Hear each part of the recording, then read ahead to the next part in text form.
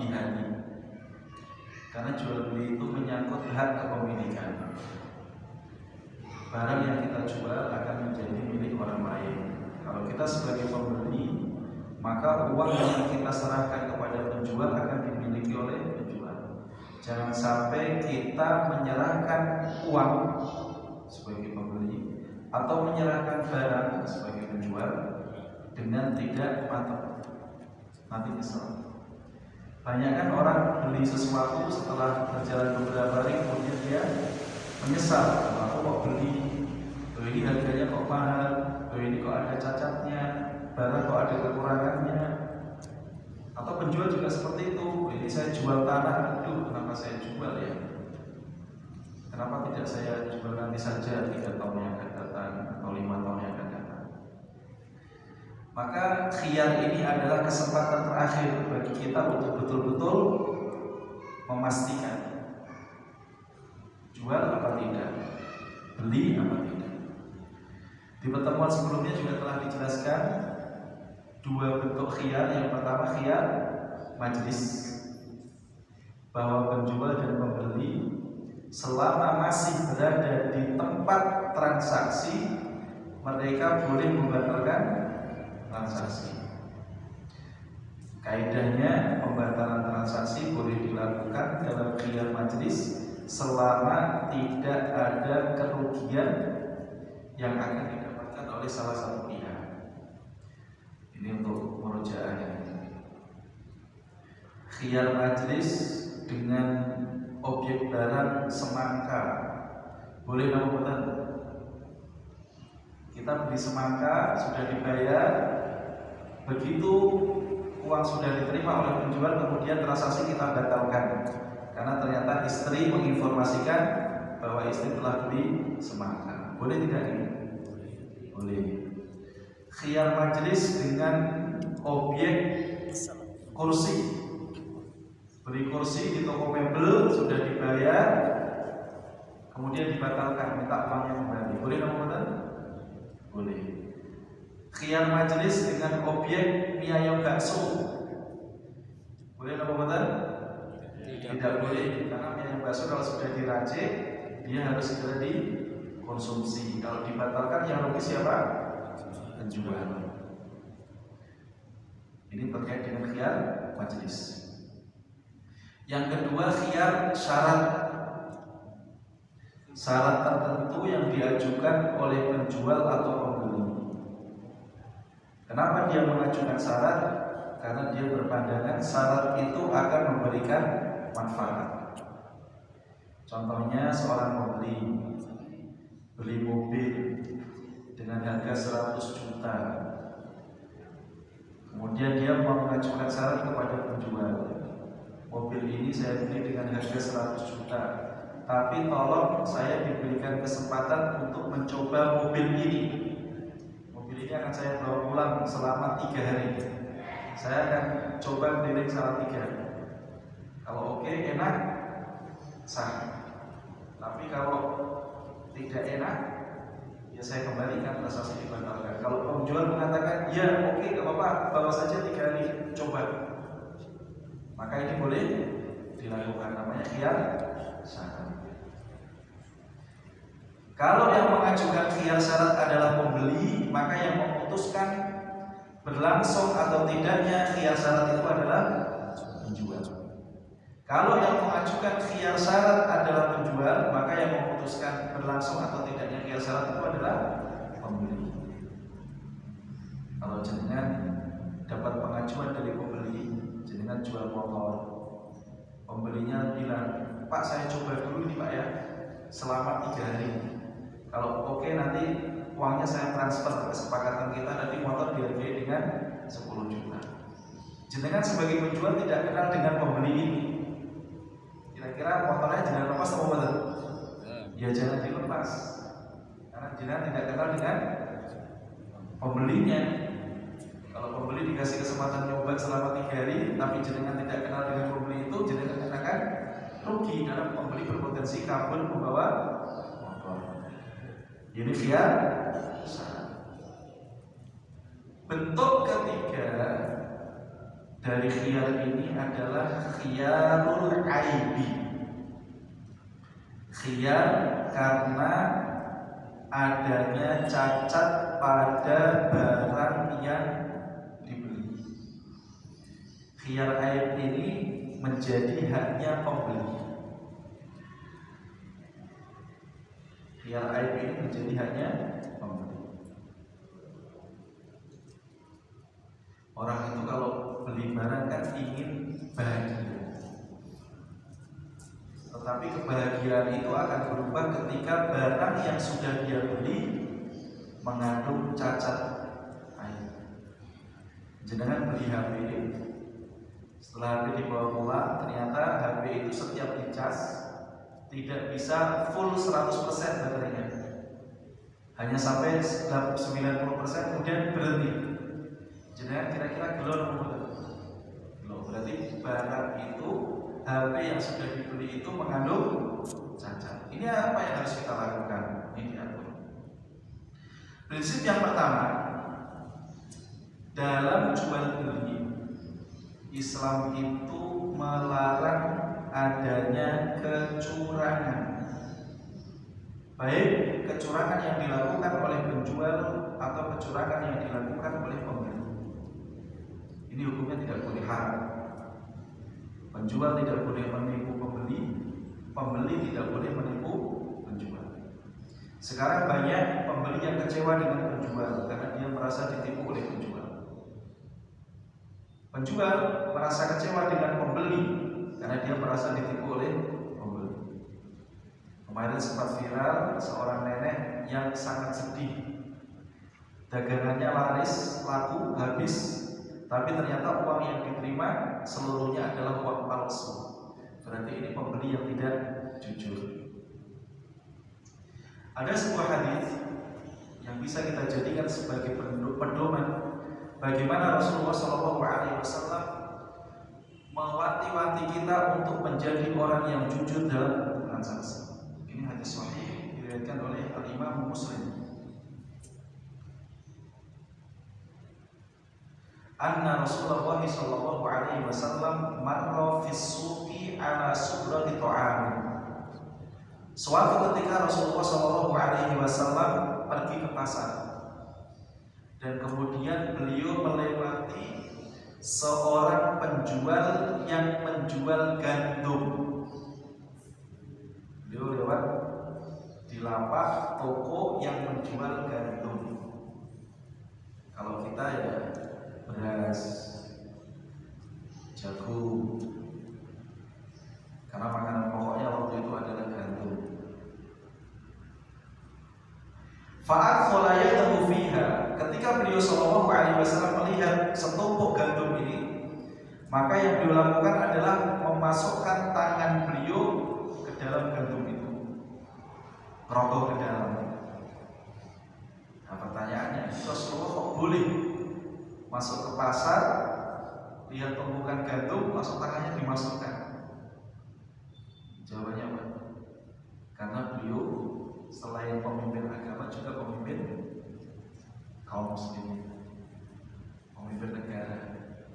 Inspeksi.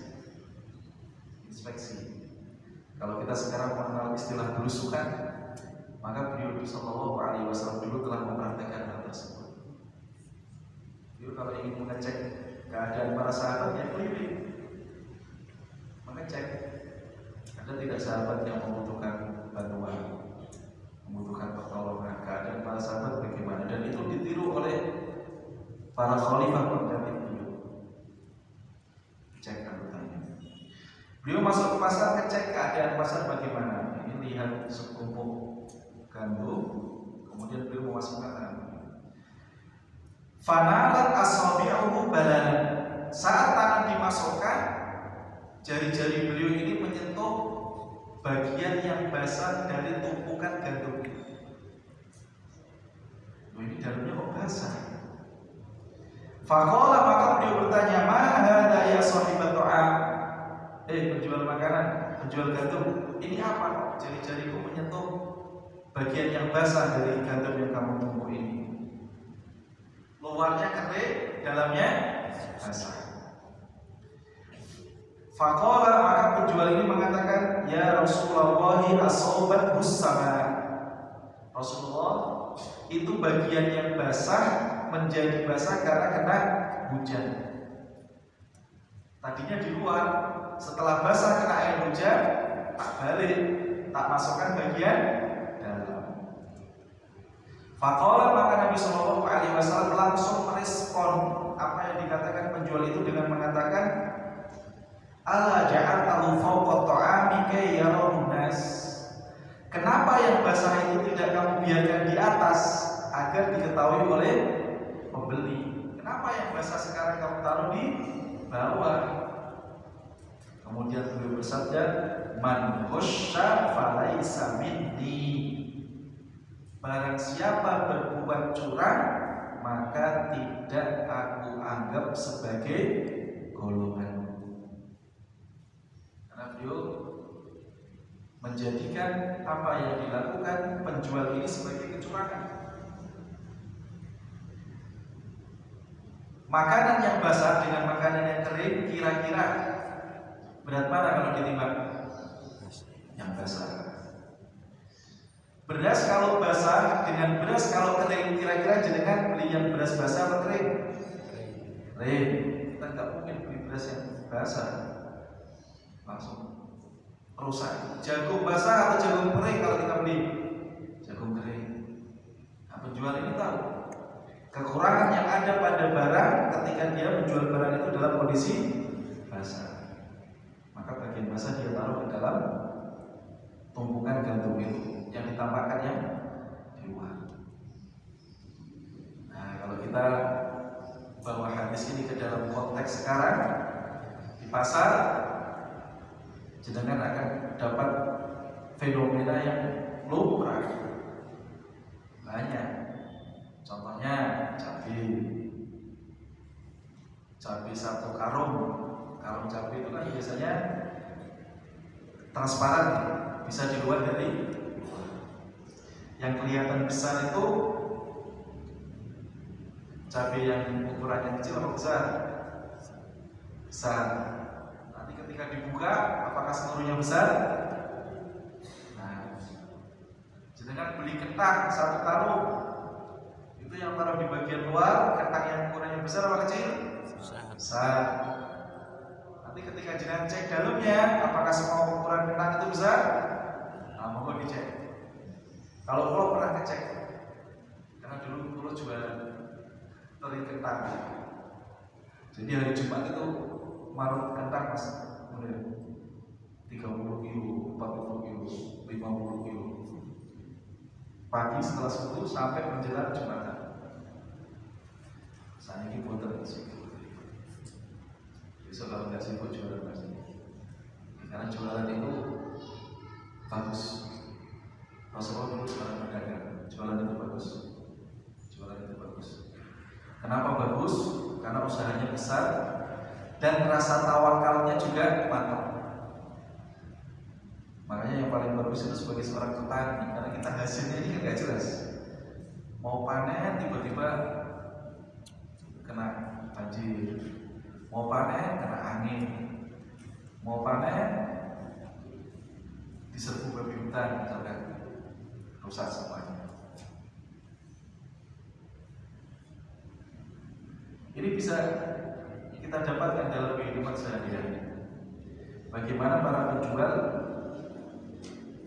menutupi kekurangan yang ada pada barang yang dia jual. Nah, dulu pernah terjadi dan ditegur oleh Rasulullah SAW.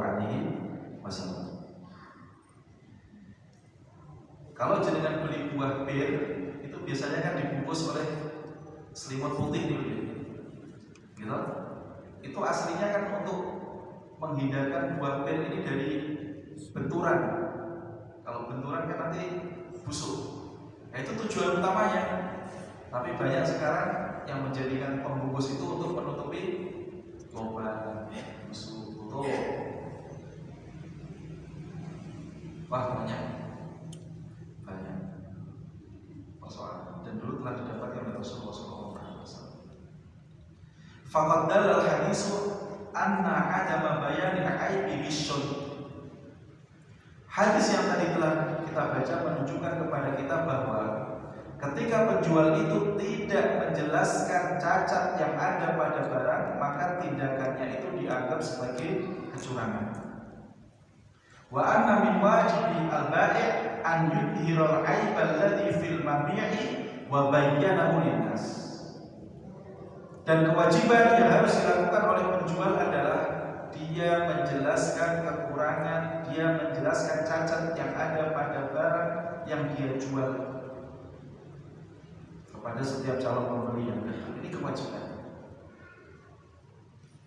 Wa yu'akkidu hadza qauluhu sallallahu alaihi wasallam. Hadis yang tadi telah kita baca itu dikuatkan dengan sabda Rasulullah sallallahu alaihi wasallam, al-muslimu akhul muslim. Satu orang muslim itu saudara untuk muslim yang lain. Wala yahillu lil muslimin ba'a min akhihi bai'an fihi aibun illa bayyana lahu. Tidak diperbolehkan seorang muslim menjual barang kepada muslim yang lain sedangkan barang yang dijual itu mengandung cacat atau aib, kecuali dia menjelaskan cacat itu kepada pemilik. Ini kewajiban. Bahkan dalam kitab ini disebutkan Bapak Ibu, wa yulhaqu ghairul muslim bihi istidlalan bi humumil hadis alladhi qablahu. Kalau ada pertanyaan, Ustaz, ini berlaku untuk sesama muslim atau juga berlaku untuk orang muslim kepada orang selain muslim? Jawabannya, ini berlaku untuk sesama muslim dan untuk selain muslim. Kenapa? Li'annal akhlaq fil islami akhlaqun dzatiyyatun insaniyah. Karena pelajaran akhlak dalam Islam itu sifatnya umum terkait dengan kemanusiaan. Boleh tidak kita mencuri sandal milik seorang muslim? Tidak boleh. Boleh tidak kita mencuri sandal milik orang yang tidak muslim? Tidak boleh. Boleh tidak kita mukul orang muslim? Tidak boleh. Boleh tidak kita mukul orang yang tidak muslim? Jawabannya juga tidak boleh. Tidak ada dikotomi dalam masalah akhlak. Jenengan punya dua tetangga, kanan rumah muslim, kiri rumah non muslim. Kalau yang muslim sakit, dijenguk apa betul? Dijenguk. Rumah yang sebelah kiri non muslim ketika sakit dijenguk apa betul? Dijenguk. Ketemu dengan tetangga yang sebelah kanan non muslim, senyum. Ketemu dengan tetangga yang sebelah kiri non muslim, senyum apa betul? Senyum. Ini yang disebut dengan akhlaqun dzatiyyatun insaniyah. Maka kita harus merasa tertantang untuk menjadikan akhlak Islami ini sebagai sebab tertariknya orang yang belum Islam kepada agama Islam. Karena orang yang belum beragama Islam tidak mungkin kita ajak ngaji seperti ini. Dia akan tahu tingginya nilai-nilai dalam ajaran Islam dari akhlak yang kita tunjukkan kepada mereka. Ini orang muslim kok setiap ketemu senyum, setiap kita sakit dijenguk, setiap kita butuh dibantu. Itu ajaran Islam. Luar biasa ya, akhirnya tertarik. Pernah tidak kita berpikir suatu saat ada orang yang masuk Islam karena melihat tingginya nilai akhlak kita? Kalau kita pikirkan itu luar biasa. Ketemu orang yang Islam, kita interaksi dengan yang bersangkutan dengan akhlak yang mulia, kemudian tertarik dengan akhlak kita, kemudian masuk Islam. Ini kira-kira berapa pahala yang akan kita dapatkan? Luar biasa. Makanya kalau kita ketemu orang itu diupayakan, orang ini harus bisa saya buat tertarik dengan ajaran Islam. Yang tadinya tidak semangat ngaji, dengan ketemu saya menjadi semangat ngaji. Yang belum semangat sholat di masjid, dengan ketemu saya, dengan berteman dengan saya, semangat untuk sholat di masjid. Yang belum berjilbab, ketemu dengan saya, harus saya buat dia semangat untuk menutup aurat dengan menggunakan jilbab. Itulah dakwah. Itulah dakwah.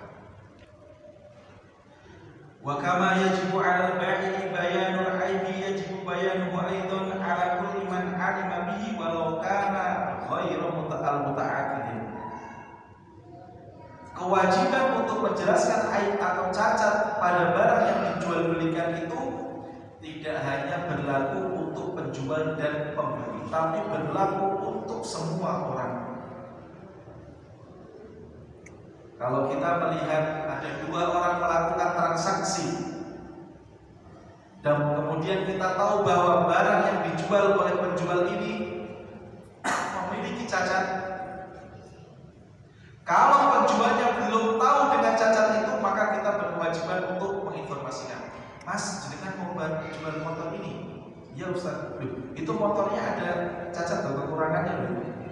Pembelinya sudah dikasih tahu atau belum? Kalau penjual mengatakan belum Ustaz, harus dikasih tahu itu. Nanti kasihan pembeli itu barang, dia akan kecewa. Kalau ternyata penjualnya sudah tahu dan dia tetap menjual barang itu dengan kondisi tahu cacat yang ada pada barang yang dia jual, maka dia harus diingatkan, Mas, gak boleh Mas. Jenengan kok jual barang yang ada cacatnya tanpa menjelaskan cacat itu kepada pembeli, betul asal. Dosa jenengan. Dan ini boleh kita lakukan kepada penjual atau kepada pembeli. Ada orang mau beli barang, kita tahu barang itu memiliki cacat. Penjualnya sudah dikasih tahu bahwa itu ada cacat, harus dijelaskan, tapi penjualnya tidak memberikan informasi, tidak mau menjelaskan. Kita kasih tahu kepada pembeli, Pak, jenengan mau beli barang Pak, mohon maaf Pak, saya tahu barang yang jenengan mau beli itu ada cacatnya, tapi penjualnya tidak jujur. Itu boleh. Itu boleh. Nah, nanti pembelinya ketika mendapatkan informasi seperti itu, dia harus menutup rapat informasi yang dia dapatkan. Jangan sampai mengadu domba. Pak, sebenarnya saya itu ingin beli barang Bapak ini, tapi saya baru dapat pesan WA dari Mas Munir bahwa Bapak ini berbohong, barang Bapak ini mengandung cacat. Nah, saya bakal beli. Nah, nanti Mas Munir dilabrak sama calon penjualnya, masalah. Dirahasiakan, ditutupi. Tidak boleh disampaikan kepada penjual. Dalilnya adalah sabda Rasulullah SAW dalam hadis yang sahih diriwayatkan oleh Al-Imam Ahmad. La yahillu li ahadin yabi'u syai'an illa bayyana ma fihi. Tidak boleh seseorang menjual sesuatu kecuali dia menjelaskan kondisi barang yang dia jual. Wala yahillu liman ya'lamu dzalika illa bayyana. Tidak halal orang yang mengetahui cacat itu kecuali dia menjelaskan kepada orang-orang yang akan melakukan transaksi. Ini bukan berarti Nabi SAW mendorong kita untuk menjadi orang yang ikut-ikutan yang boleh urusan orang lain, tidak. Ada hadis yang mengatakan husni islamil mar'i tarkuhu ma la ya'ni. Di antara kebaikan seseorang adalah ketika dia meninggalkan sesuatu yang tidak bermanfaat untuknya. Nah, menjelaskan cacat yang ada pada barang yang akan dibeli oleh saudara kita itu kebaikan atau keburukan? Kebaikan. Maka harus kita informasikan kepada saudara kita agar dia tidak dirugikan. Di sini boleh cawe-cawe. Di sini boleh cawe-cawe agar penjualnya tidak berbuat zalim dan agar pembeli tidak dizalimi. Poin yang kedua, wa yushtaratu li subuti khiyaril aib. Kapan khiyar aib itu boleh diajukan oleh pembeli? Yang pertama, an yathbuta annal aiba qadimun. Pembeli itu boleh komplain. Pembeli itu boleh mempersoalkan cacat kekurangan yang ada pada barang. Syaratnya yang pertama, harus terbukti bahwa cacat pada barang itu memang sudah ada lawan. Sudah ada sebelum transaksi dilakukan. maksudnya qad hadasa fil mabi'i qabla an yaqbidahul mushtari. Terbukti bahwa barang itu memiliki cacat atau aib sebelum barang diterima oleh pembeli. Ini harus dipastikan terlebih dahulu. Sawa'un akana dzalika qabla al-'aqdi aw ba'dahu, sama saja apakah cacat itu ada sebelum atau setelah transaksi dilakukan. Yang penting sebelum barang itu dikuasai oleh pembeli, barang itu sudah mengandung cacat. Itu yang boleh dikomplain oleh pembeli. Li'annal mabi'a qabla qabdihi min dhamanil ba'i. Kenapa demikian? Karena barang selama masih dikuasai oleh penjual, belum berpindah kepada pembeli, hukumnya menjadi tanggungan penjual. Kita beli barang, sudah kita bayar. Misalkan mobil, dulu ada kejadian orang beli mobil. Orang ini beli mobil dalam kondisi dia belum bisa nyetir mobil. Lah mobilnya itu matic. Dia membawa teman karena dia tidak bisa nyetir mobil. Nah temannya itu nyoba mobilnya hanya maju ke depan, jadi keliling perumahan maju ke depan. Penjualnya pinter ya. Penjualnya pinter. Jadi dia menjual mobil matic dan dia mempersilahkan calon pembeli untuk nyoba. Nyobanya hanya maju ke depan, muter perumahan. Tidak ada kesempatan untuk mundurkan mobil. Enak ini maju ke depan lancar ya, kalau metiknya oke, tidak bermasalah. Karena mobil metik itu kalau transmisinya rusak repot. Kalau ganti gelondongan bisa 15 juta, repot. Akhirnya dibayar dengan nominal tertentu, kemudian mobilnya dibawa pulang oleh pembeli. Sampai di rumah, pembeli yang tidak bisa nyetir ini kemudian ngajak temannya, udah ayo kita putar-putar nyoba ini. Sampai akhirnya ada kesempatan untuk jalan mundur. Ketika jalan mundur, selalu ada suara kalau transmisinya dipakai mundur itu ada goncangan. Selalu ada goncangan. Kemudian pembeli ini komplain kepada penjual, Pak, ini kalau transmisi dibawa ke belakang selalu ada goncangan. Tanya, ini sudah lama atau baru? Kemudian penjual mengatakan sudah lama. Jenengan kan sudah saya berikan kesempatan untuk nyoba. Kenapa saat nyoba dulu tidak dibawa mundur mobilnya? Jenengan hanya nyoba maju ke depan, itu sudah lama. Akhirnya pembelinya komplain, Pak, ini rusak mobilnya. Kalau mobil dibawa ke belakang selalu jendal-jendal. Ini tidak nyaman, saya rugi. Dan saya sudah tanya bengkel, ini kalau diperbaiki habis 3 juta. Kata penjualnya, ya itu barang memang kondisinya seperti itu. Dan Bapak dulu nyoba, enggak dicoba beneran. Terus nasib saya gimana? Ya sudah, selesai transaksi yang kita lakukan. Akhirnya pembeli bawa mobil itu ke bengkel, benarkan transmisi matic habis 3 juta. Penjualnya tidak mau dikomplain.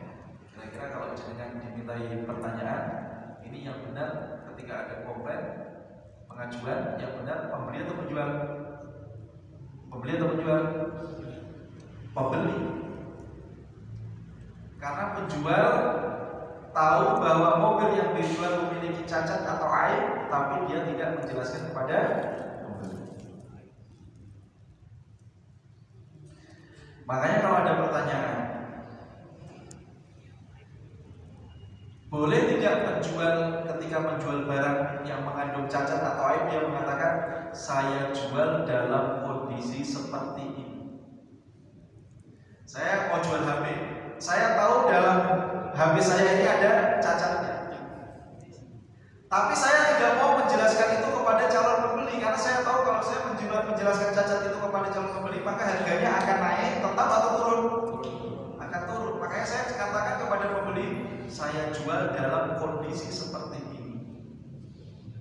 Nah, pembeli kan macam-macam. Ada yang tahu HP, ada yang tidak tahu HP.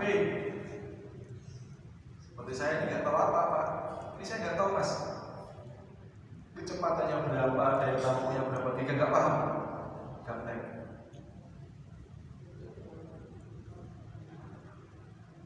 Yang dilakukan penjual adalah saya jual barang ini dalam kondisi seperti ini.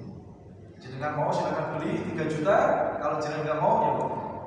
Dan barang itu sudah dia ketahui mengandung cacat. Yang dilakukan penjual seperti ini boleh atau tidak boleh? Yang dilakukan penjual dengan melakukan tindakan seperti ini boleh atau tidak boleh? Tidak boleh. Kenapa tidak boleh? Dia mengetahui cacat tapi tidak menjelaskan kepada pembeli.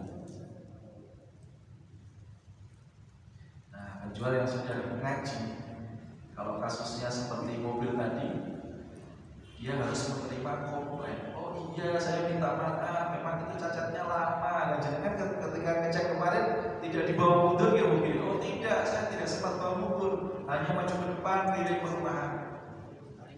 Oh ya sudah, jenengan tanya bengkel mawon, itu kalau diperbaiki habis berapa?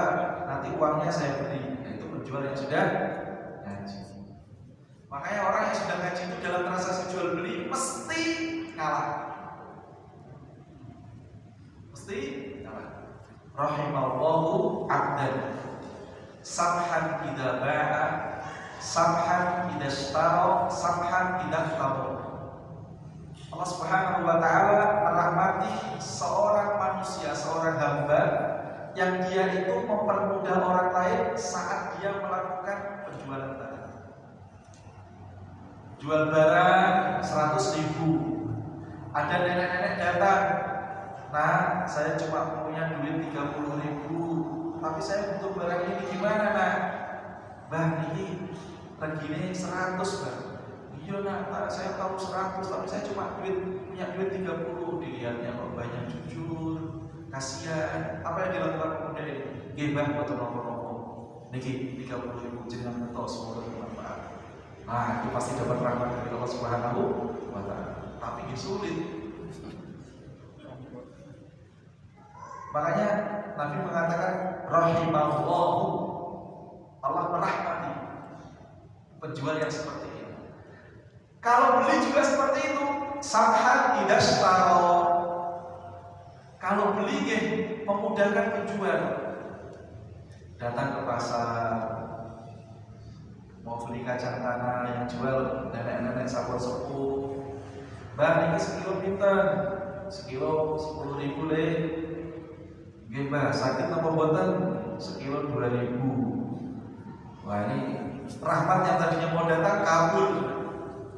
10.000 ditawar 2.000. Kalau mau dapat rahmat ya pinten Mbah, 10.000 nggih Mbah, kula nyuwun 2 kilo langsung.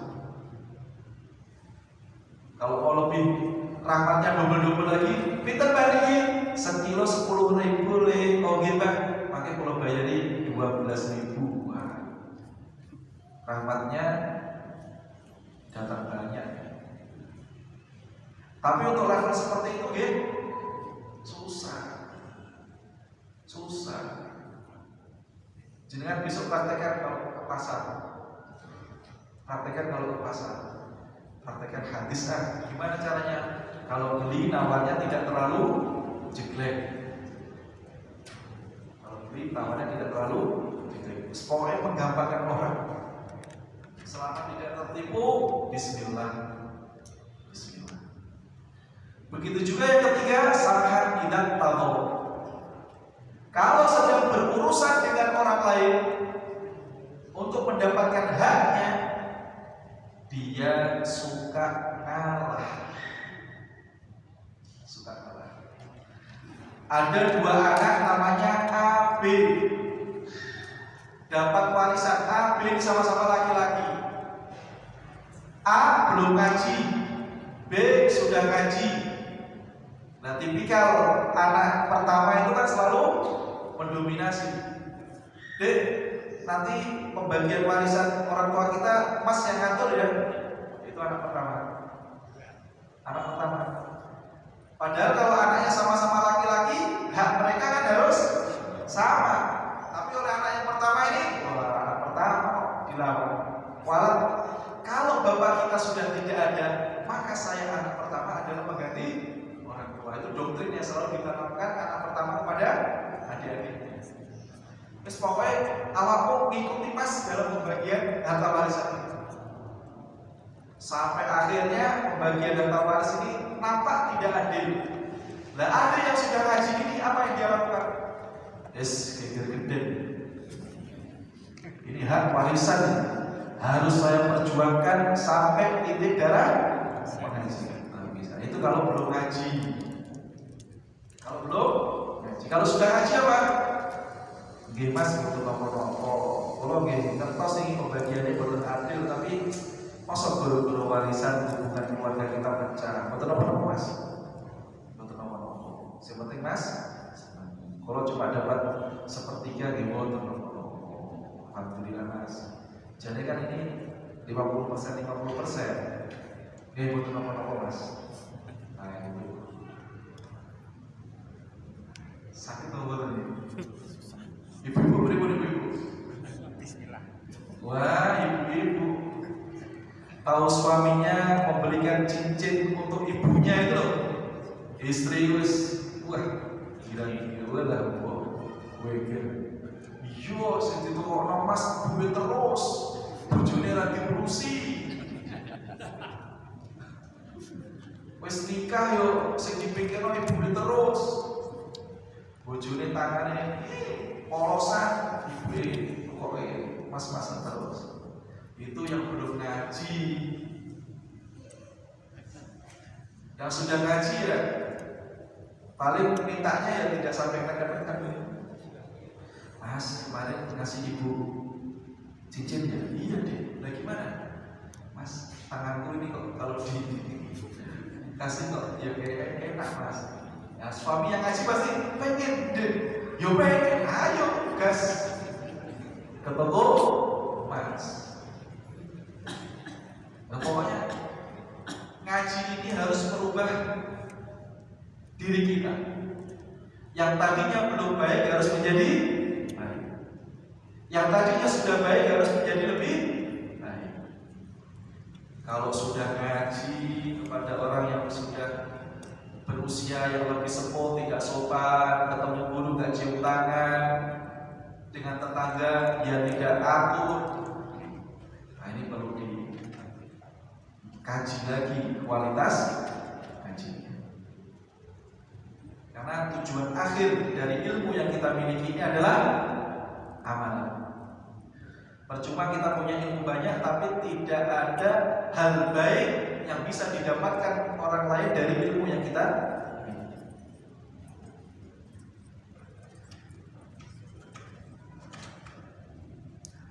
Falau hadasal aibu ba'dal qabdi falaysa lahu haqqul khiyar. Yang kedua, kalau cacat itu didapatkan setelah barang dikuasai oleh pembeli, maka pembeli tidak memiliki hak khiyar. Kenapa?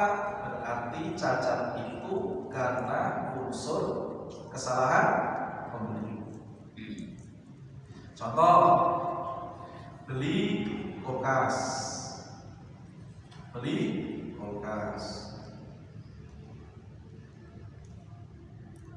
Biasanya kalau barang elektronik itu kan diantar oleh penjual sampai ke rumah pembeli. Ini teman-teman.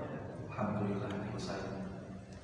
Setelah barang diturunkan, ditaruh di ruang tamu, rumah pembeli, karyawan penjualnya pergi. Oleh pembeli, kulkas ini mau ditaruh di ruang tengah. Akhirnya diangkat oleh keluarga pembeli. Ternyata angkatnya tidak bersamaan, jomplang. Kemudian kulkasnya natap, tembok, pojoknya lecet. Kulkasnya masih bisa aktif, tapi pojoknya pun lecet. Pintunya sudah susah dibuka, lecet. Pembelinya bingung. Wah, ini gimana, kulkas baru kok sudah lecet, pintunya susah dibuka. Boleh tidak ini komplain kepada penjual? Jawabannya tidak boleh. Kenapa? Karena barang tadi sudah dikuasai oleh pembeli dan kerusakan pada barang itu bukan kerusakan yang lama, tapi kerusakan baru karena kesalahan pembeli. Pembeli tidak boleh komplain. Nah, seperti ini terkadang di tengah masyarakat juga menimbulkan persoalan. Pembeli yang ngaku-ngaku jika rusaknya barang itu terjadi sebelum dia kuasai. Waduh, ini gimana, ini nggak bisa komplain ini karena kesalahan kita. Akhirnya mereka cerita. Telepon lagi, pas penjual ini barangnya lecet. Loh, kok bisa lecet? Ini kemungkinan ketika karyawan jenengan tadi menurunkan dari mobil. Yakin saya ketika, padahal dia tahu bahwa lecetnya barang itu karena kesalahan dia ketika memindahkan kulkas. Wah, itu di tengah masyarakat banyak wadah yang seperti itu. Yang kedua, khiyar aib itu boleh diajukan oleh pembeli kapan? An yakuna aibu munqisan li qimatil mabi'i fi urfit tujar. Ketika cacat yang ada barang itu bisa mengurangi nilai atau harga barang. Barang ada kerusakan itu menyebabkan harga atau nilai barang menjadi berkurang. Itu yang boleh dikomplain. Kalau kerusakan yang terjadi tidak sampai membuat harga atau nilai barang itu berkurang, maka tidak perlu dikomplain. Kenapa? Karena pembeli tidak sedang berada dalam kondisi yang dirugikan. Di sini ada contoh, ini contohnya bagus ini. Contoh adalah ketika seseorang membeli kambing.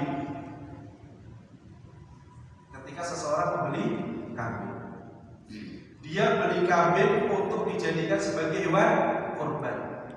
Sampai di rumah terbukti dia dapati salah satu telinga dari kambing ini putus.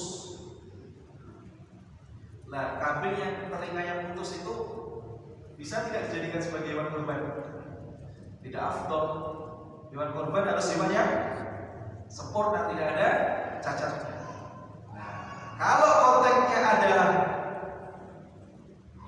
kambing yang dijadikan sebagai hewan kurban, maka pembeli boleh komplain. Mas, saya kan sudah bilang, saya beli kambing untuk dijadikan hewan kurban. Kenapa saya dikasih hewan kambing yang telinganya tidak utuh? Saya komplain. Boleh. Tapi kalau kambingnya ini tidak untuk kurban, dia beli kambing untuk apa? Misalkan syukuran, bisa bangun rumah bagus, ini mau kumpulkan teman-teman ngaji dan tetangga makan-makan, ini boleh dong, betul?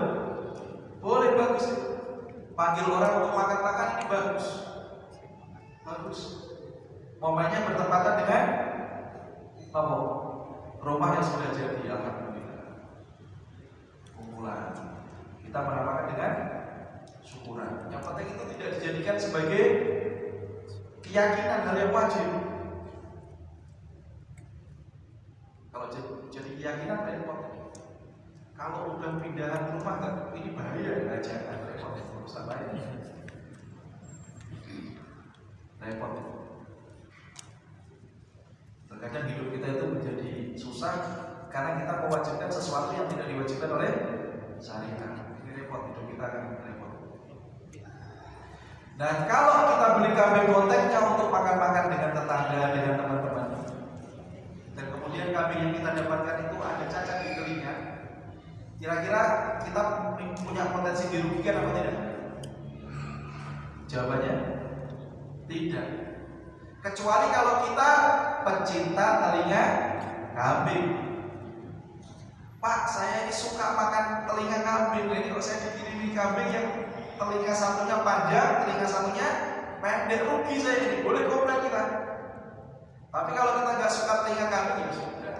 Ini potongnya kecil kok, tidak panjang, sudah nggak usah komplain. Tidak usah komplain. Yang ketiga,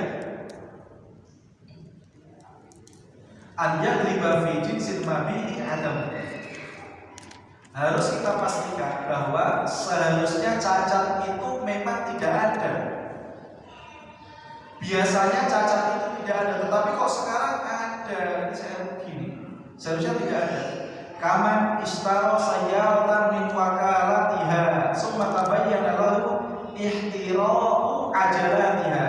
Sebagaimana orang yang beli mobil baru dari dealer. Mobil sampai di rumah, ini mobil baru dari dealer. Biasanya kan mulus semua, bannya tebal. Ini mobil sampai di rumah, dia cek bannya sudah tipis. Nah, lumrah mobil baru itu bannya tebal apa tipis? Tebal. Tapi pembeli ini melihat, loh ini kok mobil baru bannya tipis, berarti ini cacat. Maka dia boleh komplain kepada dealer penjual. Gak bisa ini Pak, mobil baru kok bannya sudah tipis, saya minta ganti. Saya minta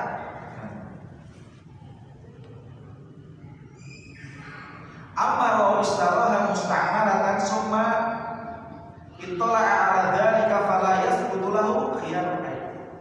Tapi kalau dia beli barangnya itu second, beli mobil second, kemudian setelah mobil sampai di rumah dia cek mobilnya bannya sudah tidak tebal lagi, mulai tipis. Dia boleh komplain apa enggak? Enggak boleh komplain. Mau beli mobil baru, kok pengen bannya baru. Ya namanya mobil second ya kondisinya second. Kalau bannya mulai tipis ya memang second. Kalau joknya sudah botet mulus ya karena second. Kalau kacanya sudah mulai muncul jamur-jamur dikit ya karena second. Kalau pengen mulus yang benar ya beli yang baru dari dealer. Maka yang kedua ini tidak boleh komplain. Tidak boleh komplain. Poin yang ketiga, yang terakhir. Semoga nanti pertanyaannya tidak banyak. Karena kalau pas tamu nih, 3 syekh dari Saudi. Ini kita belum tinggal. Saya pakai bahasa Arab. Saya, karena izin dulu ya, saya ada pengajian. Oh iya, gak apa-apa. Jangan batalkan pengajiannya. Gara-gara kita. Oh iya saya, sebentar saya. Ya gak apa-apa dengan bahasa Arab.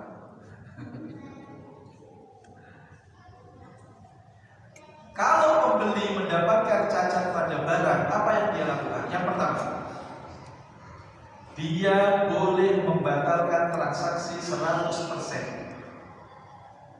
Artinya apa? Dia mengembalikan barangnya secara total. Ini barang saya kembalikan, saya nggak mau lagi. Kemudian dia menarik uangnya kembali 100%. Jadi seolah-olah tidak ada transaksi. Nggak mau ini mobil saya kembalikan 100 juta. Nih, itu cara yang pertama. Cara yang kedua, transaksi tetap berjalan dan pembeli meminta komplain, biasanya uang, sesuai dengan nilai kerusakan pada barang yang dia beli. Contohnya, tadi dalam kasus mobil transmisi matic, pembeli kalau mau mengembalikan mobil ini sayang, dia sudah dicoba, istrinya sudah senang, oke, tapi ada cacat. Kemudian dia datang ke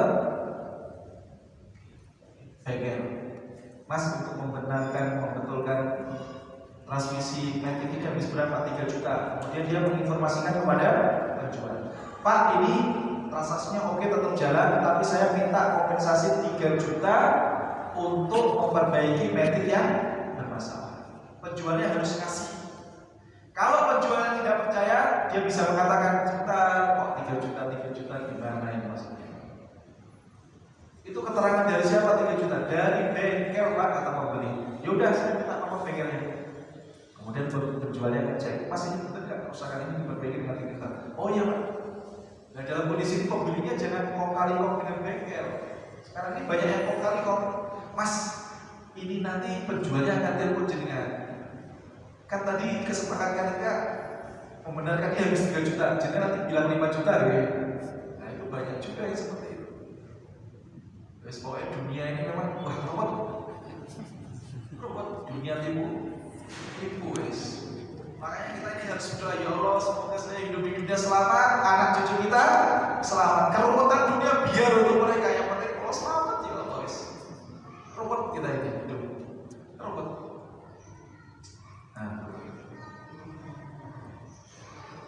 Nah penjualnya ketika ngecek 3 juta, oke mas 3 juta, saya kembalikan 3 juta untuk memperbaiki cacat, aib, kekurangan yang ada pada mobil.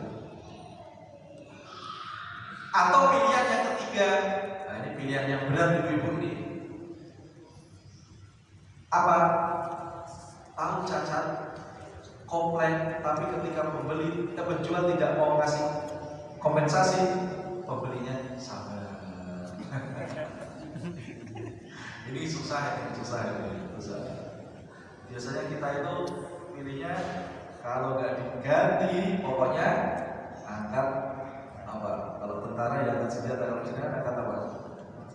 Angkat suara, geger, dan nyangkut hak ini siap tempur kita. Nah yang ketiga itu level yang tinggi, level yang besar. Ya udah, kalau memang seperti ini ya sudah, ada kerusakan ya nggak apa-apa, saya kalah. Nah ini level tingkat tinggi. Ini yang bisa disampaikan di pertemuan pagi menjelang siang ini terkait dengan khiyar aib. Dengan demikian maka pembahasan tentang khiyar sudah kita selesaikan. Alhamdulillah, selanjutnya jika ada pertanyaan dipersilakan. Kalau Bapak bisa atas ilmunya, semoga jamaah bertahan dapat memahaminya. Untuk pertanyaan bisa lewat ke nomor HP 081 227 772 508. Diulang, bisa lewat nomor 081 227 772 508. Alhamdulillah kami menunggu pertanyaan dari jamaah. Untuk pertanyaan ya dari dua pilihan antara melakukan transaksi atau membatalkan transaksi. Sebenarnya bagaimana dengan barang temuan, kewajiban orang yang melakukan barang, dan bagaimana untuk kelanjutannya? Ini apakah juga termasuk ada khiyarnya? Barang temuan dalam fikih muamalah disebut dengan luqatah. Bisa ditirukan luqatah. Itu dari kata kerja iltaqata yaltaqitu. Iltaqata yaltaqitu itu ngambil barang dari bawah kemudian diambil, itu iltaqata yaltaqitu. Nah, pembahasan luqatah itu insya Allah nanti akan kita jelaskan di dalam kitab ini, ada di halaman 181, 182, 183, 184, 185, 186, 187, 188. Nah, pripun dijawab sekarang kamu pakai? Lain kali Ada 4 lembar, 8 halaman. Bab al-luqatah. Barang temuan. Barang temuan. Itu nanti soal akan kita bahas apa yang harus kita lakukan ketika kita menemukan barang, dan barang temuan itu harus kita apakan. Luqatah ini berbeda dengan jual beli, sehingga apa yang tadi sudah kita jelaskan tidak terkait dengan barang yang kita temukan. Maka insya Allah semua akan indah pada waktunya. Siap Ustaz. Kami menunggu penjelasan juga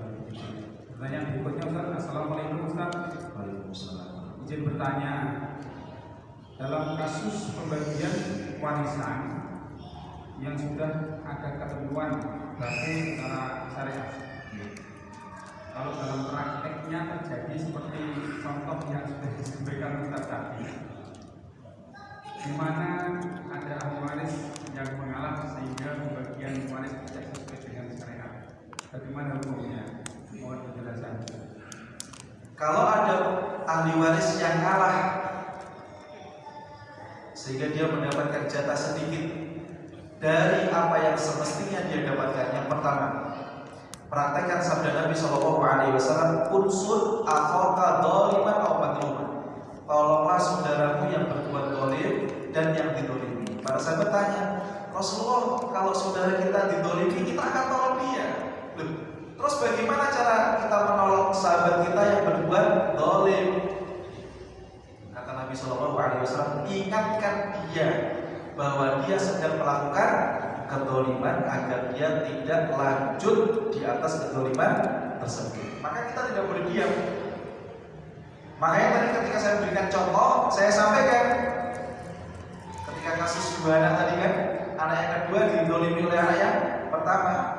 Anak yang kedua harus mengatakan, "Nggih Mas, pembagian sebenarnya tidak ngoten, tapi kalau jenengan kersake ngoten nggih mboten napa-napa kula ngalah. Tapi niku mboten bener lho Mas. Jenengan nyelisih syariat lho Mas. Hati-hati lho Mas. Syariat lho Mas." Dianggap neraka jahanam Mas. Sing salah bangsa lho Mas. Dia kalau beriman kan takut. Karena orang itu akan takut, betul-betul takut kalau dia beriman dengan hari akhir. Sekarang banyak orang korupsi, nyuri, itu karena nggak percaya dengan hari akhir. Kalau betul-betul percaya pasti takut. Nggak mungkin tidak takut. Karena tidak ada satupun di antara kita yang bisa menjamin dirinya akan tetap hidup besok hari. Nah kalau saya korupsi besok mati, urusan saya, takut dia. Masalahnya kan tapi dia muslim. Orang muslim kan ada yang muslim, ada yang mukmin, ada yang muslim. Level keimanannya kan beda-beda bertingkat. Kalau dia betul-betul beriman pasti takut korupsi, pasti takut ngambil hak milik orang, pasti takut mendolimi keluarga dalam pembagian waris. Tadi yang contoh soal tadi harus dijelaskan, jangan diam tidak dijelaskan. Nanti kasihan, kan saudara sendiri. Jangan sampai dia memakan harta yang tidak dihalalkan oleh Allah Subhanahu wa Ta'ala. Jenengan kalau ngaji rutin dan mempraktekkan ngaji, di wajah jenengan itu akan ada aura.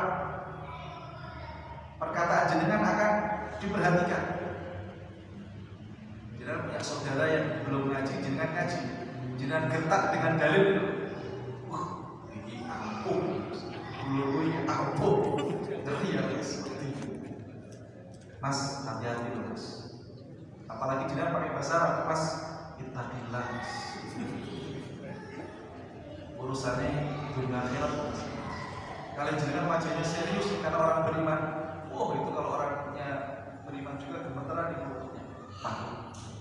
Kecuali kalau berpengalaman bohong, ya beriman. Tapi tetap dimakan anak Arab yang urusan lain beda. Jazakallahu khairan. Alhamdulillah. Untuk pertanyaan yang ketiga, Assalamualaikum Ustaz. Waalaikumsalam. Izin bertanya, bagaimana dengan garansi menjadi barang apa yang ada garansinya? Misal ada garansi tentang kerusakan yang didapat setelah transaksi jual beli. Alhamdulillah. Di pertemuan sebelumnya telah dijelaskan bahwa garansi itu ketika disampaikan oleh penjual dan itu diterima oleh pembeli termasuk bagian dari kesepakatan yang dibolehkan. Makanya kalau kita sebagai pembeli mendapatkan garansi dari penjual, alhamdulillah, berarti ini kebaikan yang diberikan oleh penjual. Tergantung nanti garansi itu menyangkut hal apa. Biasanya garansi itu terkait dengan kerusakan yang bukan kesalahan